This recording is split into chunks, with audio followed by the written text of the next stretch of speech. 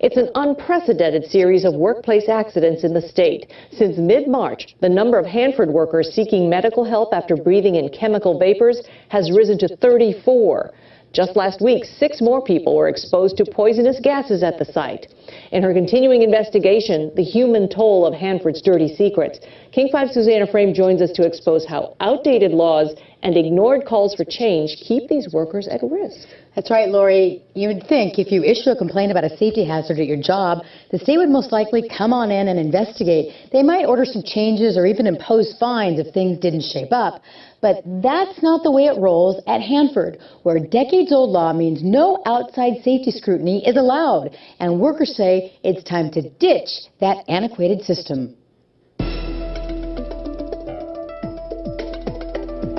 When Washington state workers began producing plutonium in the 40s, less than 1% of the workforce had any idea what they were making. It was that secret at Hanford, codename Site W by the U.S. government.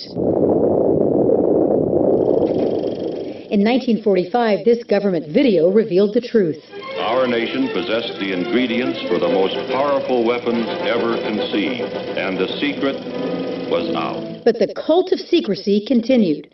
For national security, Congress gave the Department of Energy the power to oversee itself during the Cold War, including its health and safety program, a policy that, 25 years later, is still around today. We are not waging the Cold War anymore. Bob Alvarez is a former presidential advisor, one of the top nuclear policy experts in the world. He says the recent sick workers are the latest casualties of that culture of mystery. Vapors causing serious illnesses at Hanford isn't new. The incidents go back 30 years. Yet at Hanford, the most contaminated workplace in the nation, OSHA can't get past the gates to investigate, order changes like making respirators mandatory, or issue fines. Safeguards that are routine at every other job site in the state. Isolation, secrecy, privilege, lack of accountability. All these things are hallmarks of the Cold War and are still alive and well in the Department of Energy. It has turned my life upside down. I am no longer the person I used to be 7 years ago. Diana Gegg didn't used to need these canes to get around the house or take a load of medications to make it through the day. Well, I take these two are for my dementia. For 20 years, she was a heavy equipment operator at Hanford and loved it until everything changed in 2007. She was working a bulldozer above some of the underground nuclear storage tanks, where scientists have documented more than 1,200 radioactively contaminated chemicals in the nuclear waste. I kept smelling this chlorine ammonia type smell. On that day in 2007, some of that waste spilled onto the ground, and Gegg, without a respirator, inhaled chemical vapors for a few hours before an alarm went off. This was like having the rug jerked out from underneath me. Seriously. She's left with brain damage, sudden tremors, vision loss, and dementia. Illnesses the government admits were caused by that exposure. It gets really bad sometimes. During our interview, her right leg and arm trembled on and off. It's like being in a bad accident and having a brain injury and you're not there anymore.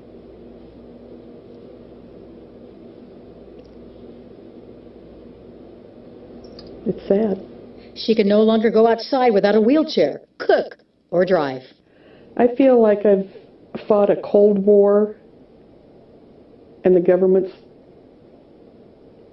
left me behind. The former construction crew leader, archery champ, grandmother full of energy and ideas, today fights to remember the basics. At this point in the interview, she was describing her daily medications. The Celebrex is for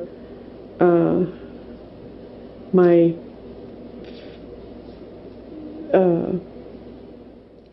King 5 has uncovered a slew of expert reports saying the Department of Energy needs to get out of the business of policing itself. In 1995, the department's own advisory committee found self-regulation has failed, and a subsequent working group of senior managers recommended safety and health should be externally regulated by a group such as OSHA. In 1992, the former head of OSHA wrote, Hanford's failure to solve chemical vapor problems would be viewed by OSHA as willful violations of law and subject to possible criminal penalties. 25 years worth of advice, and the same old no consequence, no penalty process is still in place. And I'm going, really? What? They said they were going to take care of it back then. You know, that we can figure out how to deal with these problems, and they're not. It's not any different than it ever was.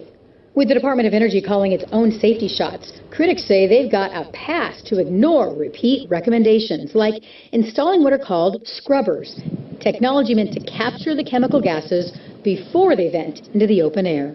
We got to have some change here, and what that means is there needs to be an enforcement regime that makes them do things.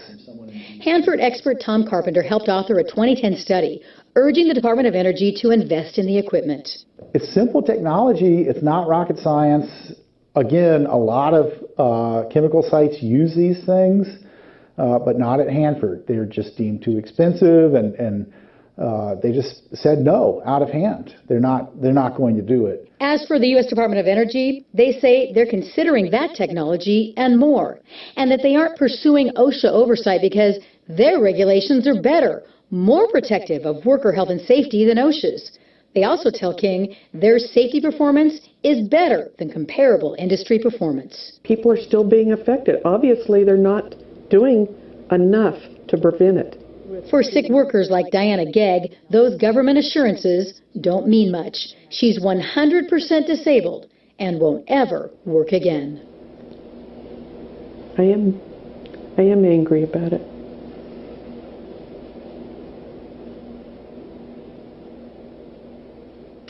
I talked with Representative Adam Smith in Washington, D.C. about this very topic 2 weeks ago. He's the ranking Democrat on the Armed Services Committee. He said everyone knows what's going on at Hanford now. There's no national security issues left.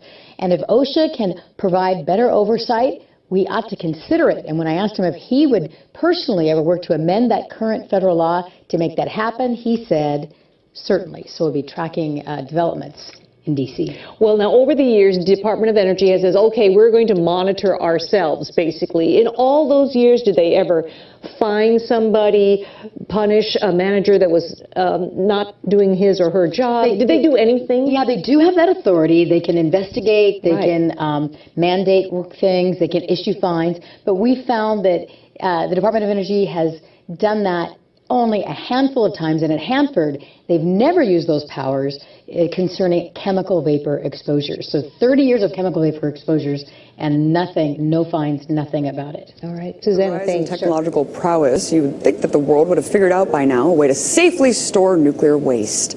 But a disturbing story emerging out of New Mexico's Los Alamos laboratory demonstrates that once again, humanity is clueless when it comes to managing radioactive material. Last week, the U.S. Energy Department announced that it would miss a deadline to move drums of nuclear waste from the laboratory to a more secure facility in Texas. See, with wildfire season fast approaching, officials are worried that the fires could reach Los Alamos, requiring the removal of nearly 4,000 cubic meters of waste by the end of June. But thanks to a radiological leak from one of the containers back in February, officials can't be certain about the safety of transferring these hazardous materials. And the likely cause of the leak? Kitty litter. Yes, it's comforting to know that the same material I use to dispose cat crap is also used to secure nuclear waste. Officials are saying that the switch to organic kitty litter caused a heat reaction and the subsequent release of radiation. Now, the leak occurred at the Waste Isolation Pilot Plant, or WIPP, in nearby Carlsbad, New Mexico, where these drums are usually transferred, given that this plant is the country's only long-term nuclear waste storage facility of its kind.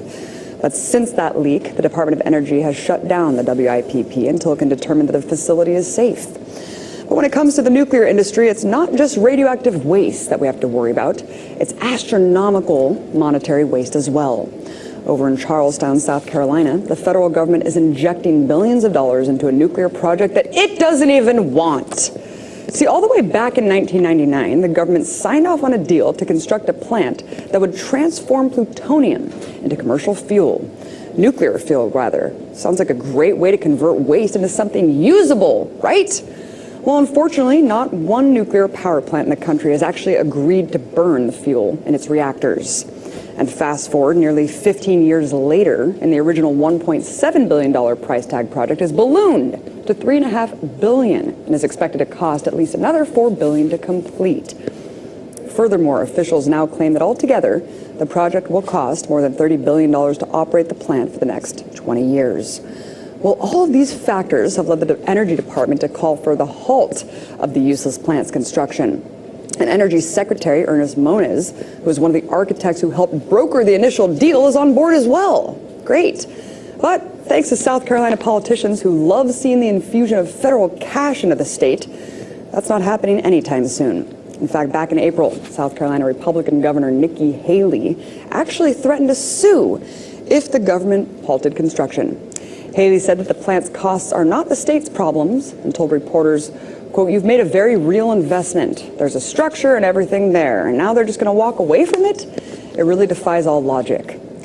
Actually, Nikki, what really defies all logic is that this plan was ever approved in the first place.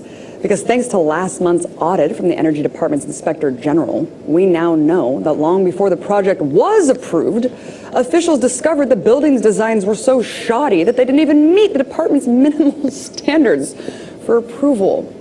Sounds par for the course. But thanks to the bureaucratic nightmare that is the Energy Department, the project was approved. And now we're set to spend another $442 million on the steaming pile of worthlessness during this year alone. So once again, nuclear is creating all kinds of nightmares everywhere you look. But I guess that's just the price we pay for technological insanity. Local officials handed out potassium iodide at the Webster Wegmans this morning to folks who live near Ginna Nuclear Power Plant. The Ginna Nuclear Power Plant, I should say. The pills are handed out every 7 years as a precautionary measure. They're free to anyone who lives within 10 miles of that power plant. Government officials will instruct residents to take the tablets in a state of emergency to protect themselves from nuclear iodide.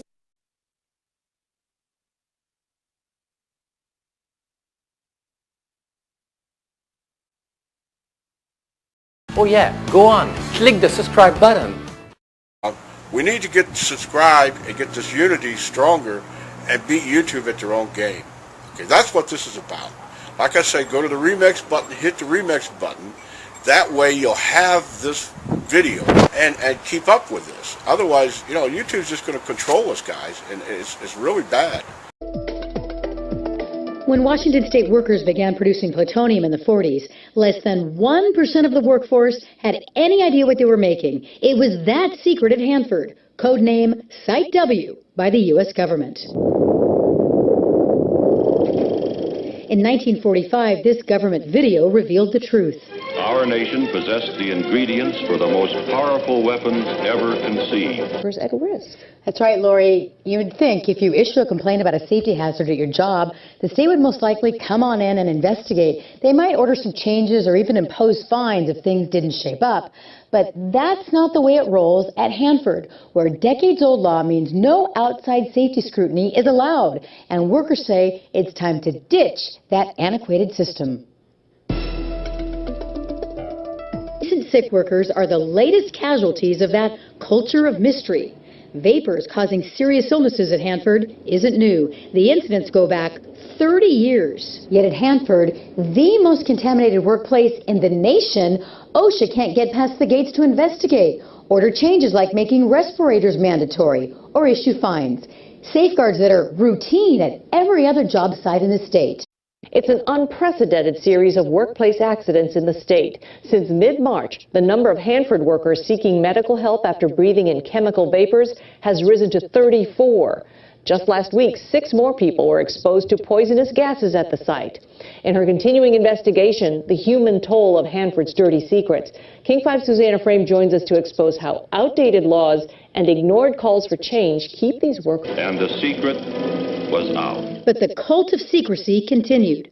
For national security, Congress gave the Department of Energy the power to oversee itself during the Cold War, including its health and safety program, a policy that, 25 years later, is still around today. We are not waging the Cold War anymore. Bob Alvarez is a former presidential advisor, one of the top nuclear policy experts in the world. He says the reason